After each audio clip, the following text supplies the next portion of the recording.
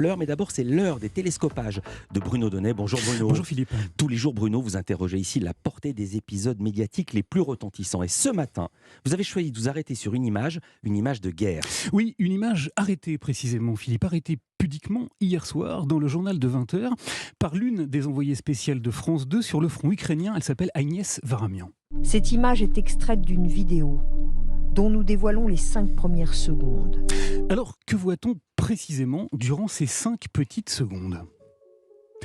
Eh bien, on y découvre un homme, un soldat ukrainien. Il est totalement désarmé dans tous les sens du terme, car il a visiblement été fait prisonnier par les militaires russes. Il est jeune, il regarde l'objectif du téléphone portable de son geôlier qui est en train de le filmer et il a le regard hagard. Sur la manche de son uniforme, il porte un insigne de l'armée ukrainienne. Mais l'un des soldats russes lui demande de l'arracher. Retire-le. Le prisonnier tire alors une bouffée de la cigarette qu'il porte au coin de la bouche et il lance d'un ton bravache à son interlocuteur. Gloire à l'Ukraine. Et sur France 2, la séquence s'arrête là. Elle n'a duré que 5 petites secondes parce que ce qui se passe ensuite est tout simplement immontrable.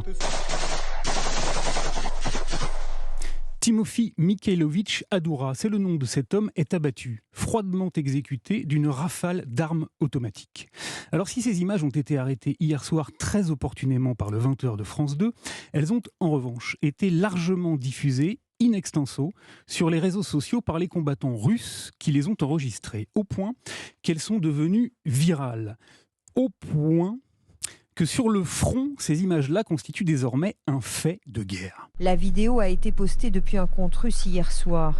Et ce matin, nous étions avec des artilleurs sur le front, près de Barmout. Ils avaient tous vu la vidéo de leurs camarades.